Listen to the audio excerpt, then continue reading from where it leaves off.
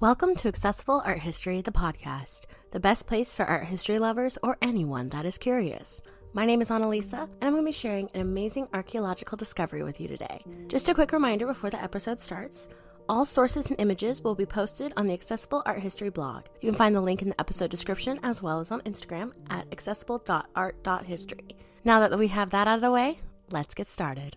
Can you believe that it's the final episode of Season 12 of Accessible Art History, the podcast? I can't. It's been a wild and fascinating ride through some of the most important archaeological finds ever unearthed.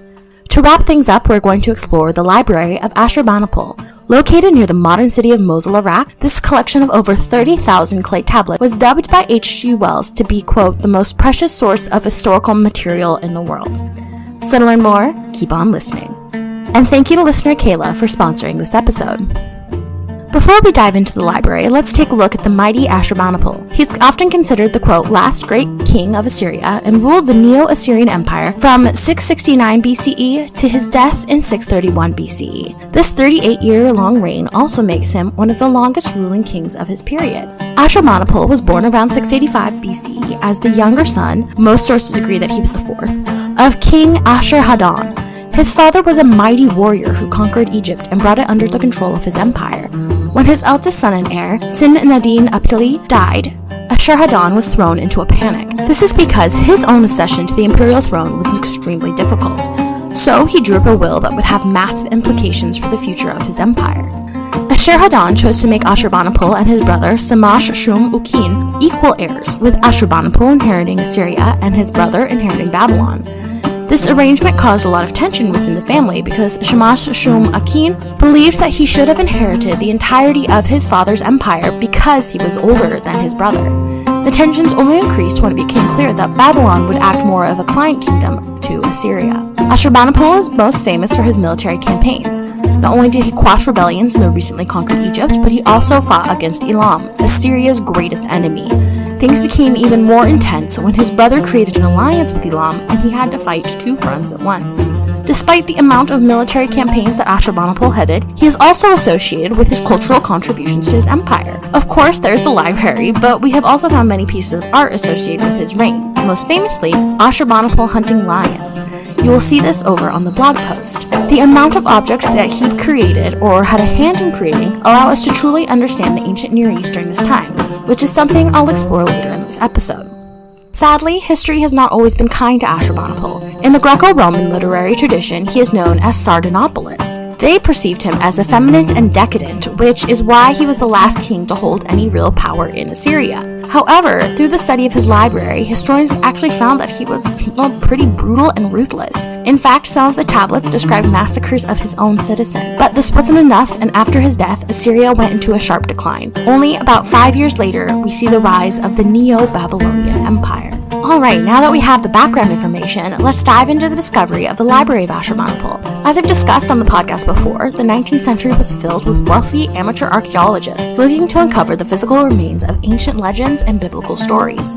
One of these, quote, archaeologists was an English art historian, Assyriologist, and politician named Sir Austen Henry Layard. In 1850, he was working on excavations in northern Iraq at the city of Nineveh.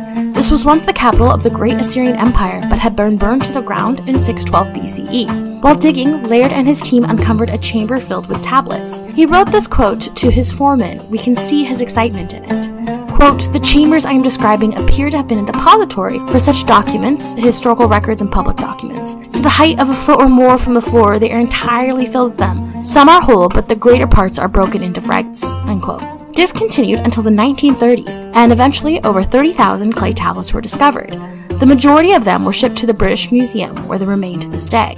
Layard wrote 2 books about his discovery that helped the public's understanding of the ancient past. Discoveries in the ruins of Nineveh and Babylon in 1851, and a second series of the monuments of Nineveh in 1853. This launched him to fame and eventually helped Layard launch a political career. Next, I'm going to discuss the contents of the library and their importance. But first, let's take a quick break.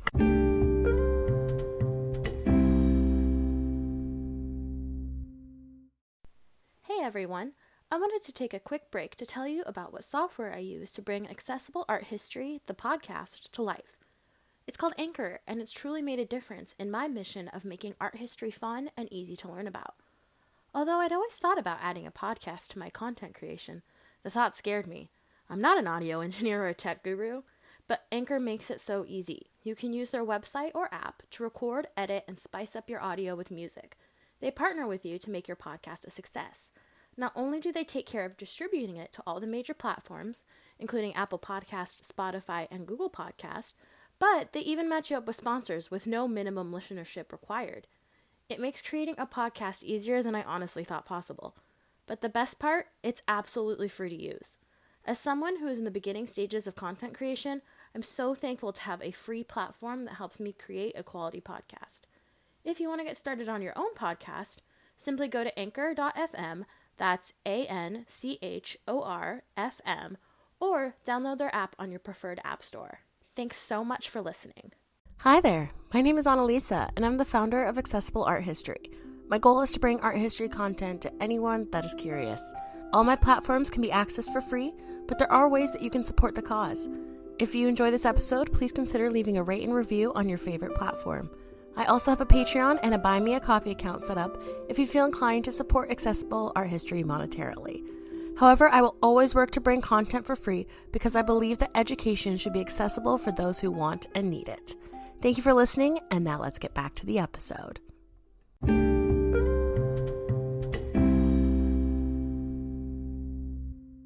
Alright, now that we're back, let's take a look at the contents of the Unearthed Library of Ashurbanipal. As I mentioned a few minutes ago, the palace and the library at the Assyrian capital of Nineveh was burned down in 612 BCE. Now, when we think of a traditional library, we think about rows and rows of paper books.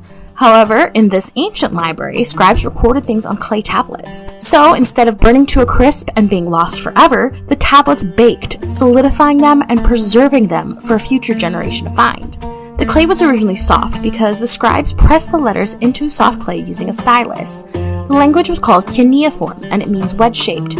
Instead of the alphabets we are used to seeing today, the, quote, letters of the ancient Near East were made of small shapes that resembled triangles, or wedges, and incised lines. Make sure to check out the linked blog post for image examples. However, not all of the tablets were created by scribes for the library. Ashurbanipal also used his military might to loot tablets for this collection.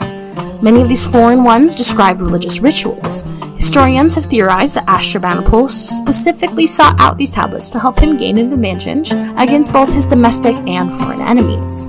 Besides the religious text, we also find records of the king's military campaigns, legislation, correspondence to foreign friends or even enemies, financial issues, and other things that are associated with running a kingdom.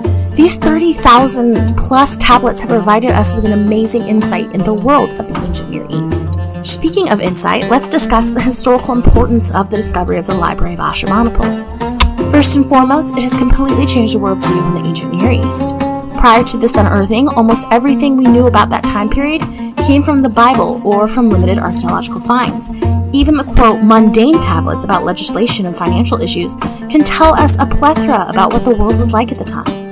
Secondly, one of the most important pieces of ancient literature was discovered at the library. It's called the Epic of Gilgamesh, and the tablets in this space are some of the best preserved in the world.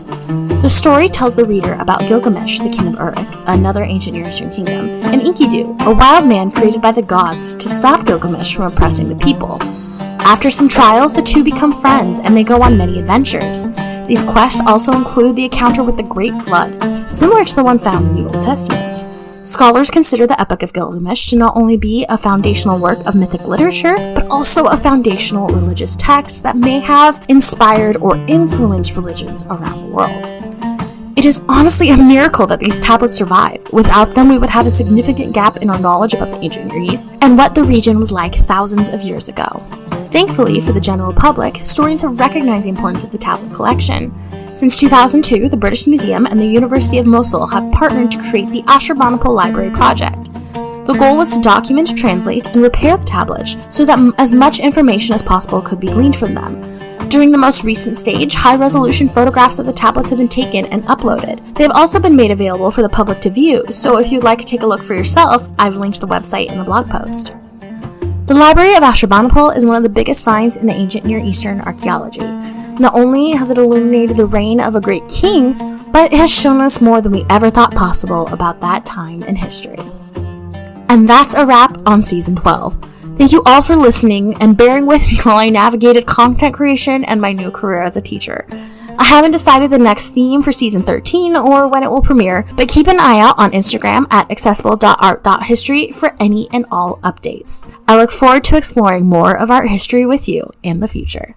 Thank you so much for listening to this episode of Accessible Art History, the podcast. Make sure to follow us on Instagram at accessible.art.history and keep an eye out for the next episode. They drop every Monday on your favorite podcast platform. If you prefer to listen on YouTube, episodes will start being uploaded in a few weeks, so subscribe there too.